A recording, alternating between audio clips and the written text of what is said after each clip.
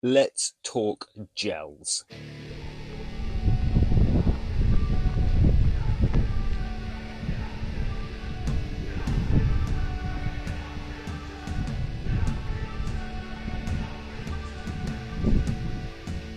There are a ton of options out there, and knowing where to start can be an absolute nightmare. I'm Tim, and in case you're new here, let me introduce myself.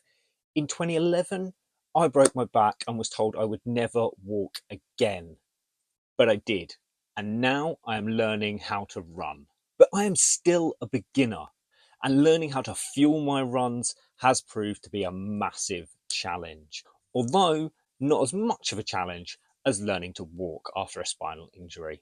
In my first 10k race, I got my fueling completely wrong and had an absolutely torrid time. This has not been fun, man. But I learned from that, and now I'm going to share with you my favourite gels. There is a ton of information online. It's real information overload when it comes to the best kind of gels. And a lot of the time, you're going to be reading how many grams of carbs, how many micrograms of this and that, and which of these gels is going to turn you into an absolute beast for running ultra marathons over mountains and through deserts. But what if you just need a boost for your 12k long run when you're into half marathon training, the early stages of? What is there? I don't need to be Bruce Banner. I just need something to help keep me going along quiet back roads and small local trails. Most of the recommendations I found were for the really expensive gels, goo gels, precision fuel hydration, or whatever that company's called, the massive, like 90 grams, whatever, who knows, but they were expensive. The BPN Go gels, like these are all really expensive gels and they're not aimed at beginners. So I've been on a mission to find the ones that are, and I've found them. I've found my 3 favourite gels for beginner runners.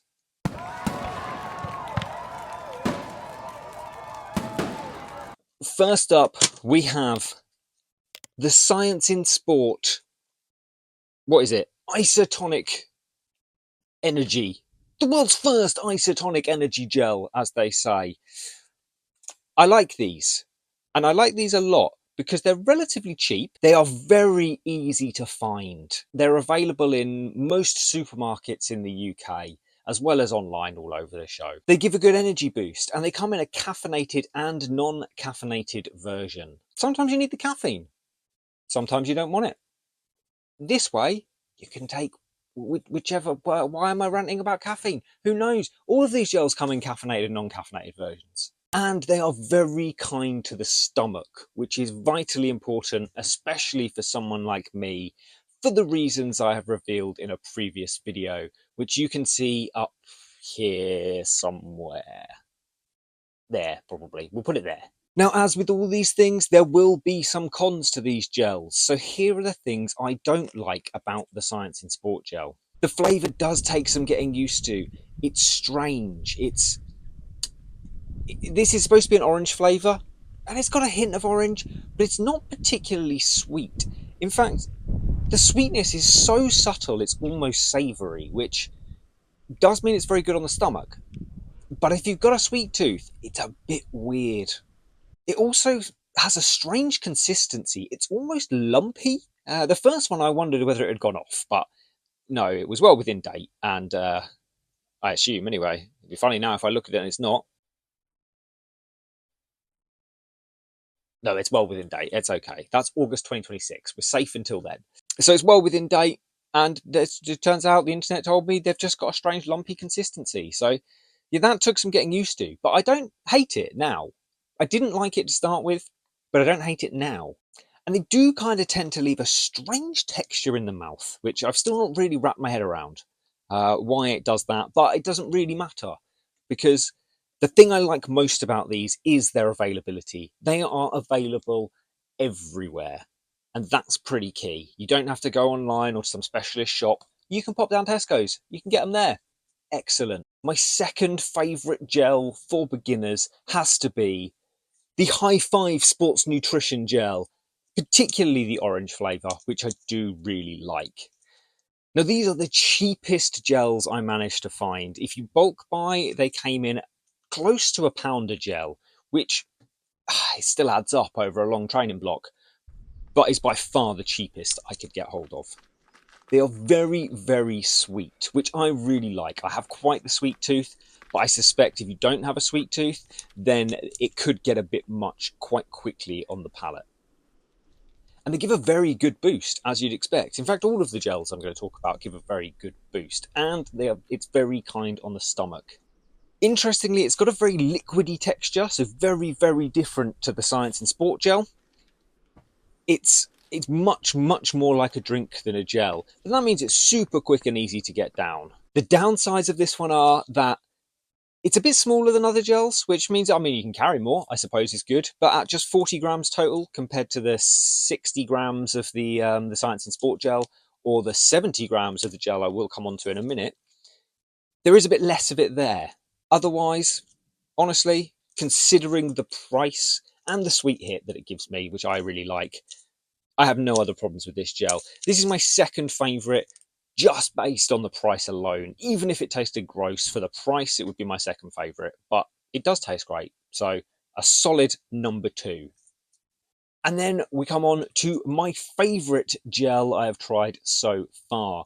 This is the Kendal Mint Company. Is that what they're called? Yes, they're Kendal Mint Company energy gels. I'll be honest, I had never heard of Kendal Mint Company aside from a Kendal Mint cake. I didn't know you could get anything else from Kendal Mint Company. I just assumed it was the blocks of essentially minty sugar.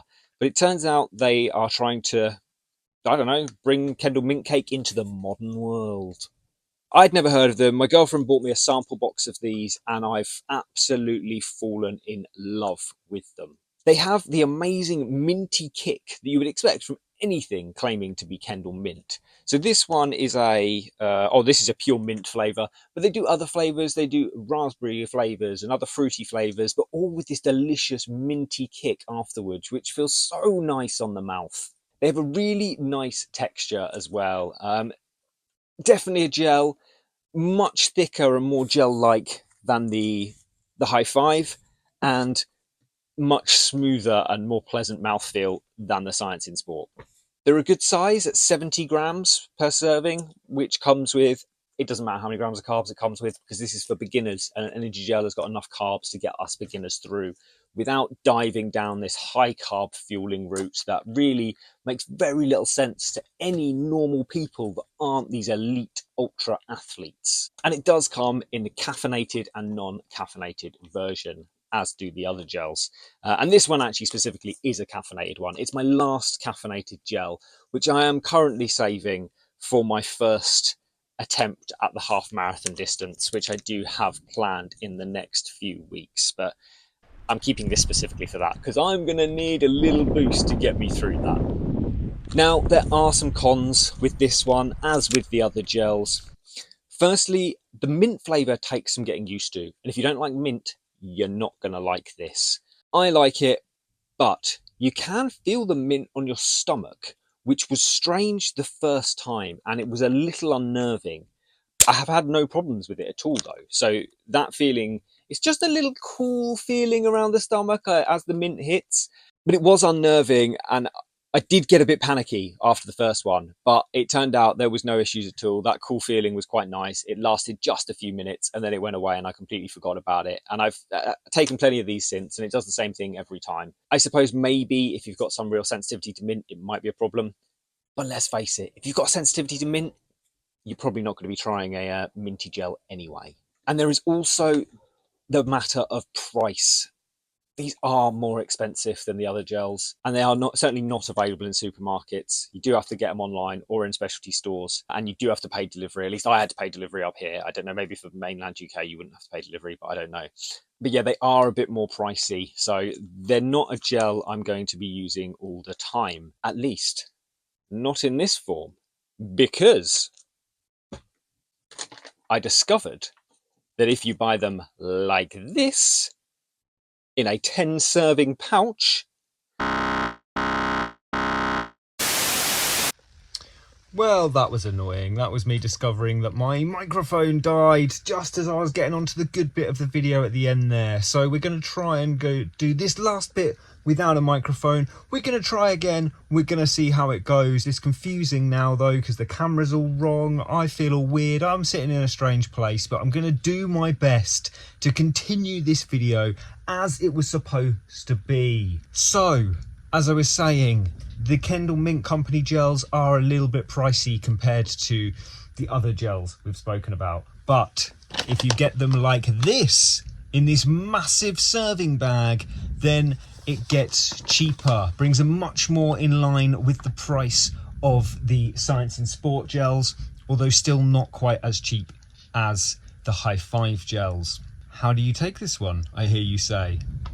Am I supposed to just carry 700 grams of gel, neck it out of the bag? No, of course not. That's not how that works. Instead, yeah, get yourself a wee little soft bottle and you fill that up. Look at that. It's even got the line on there. So you can see that 70-gram line. You fit 2 servings in there. That's 140 grams of gel. 2 servings of gels in there.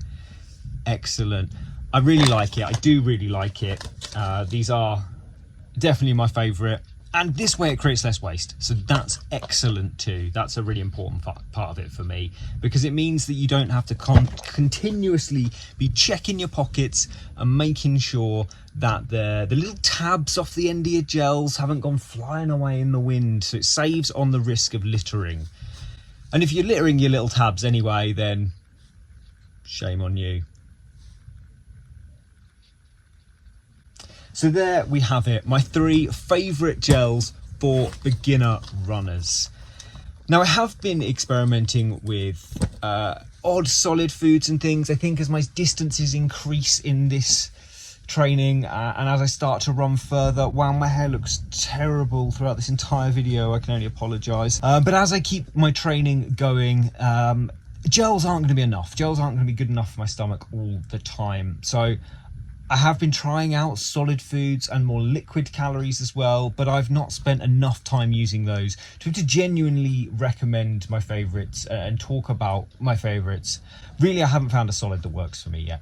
I don't feel great with them, but I'm going to have to get used to it. I'm going to have to find something that I find palatable and work with. And when I do, I will let you know about those in another video. But for now, it's just these top 3 gels, which I'm desperately trying to pick up one-handed here. Oh, this isn't going to plan, look at that, but there they are, my favourite. You can't even really see them, hang on. Oh dear, it's a weird balancing act here, isn't it? My favourite 3 gels so far. Number 3, Science in Sport, available everywhere, mid-range price, flavour is fine. 3rd favourite, the High Five gel, cheap as chips. Probably is cheap as chips, actually, with that said. That's probably about the price of a small portion of chips from your local chippy. Not bad. And finally, my favourite, the Kendal Mint Company gels. Just belting, great flavour, great boost, love them. And available in a massive size. So, that's it. That's all from me. Thank you for watching. Speak to you next time.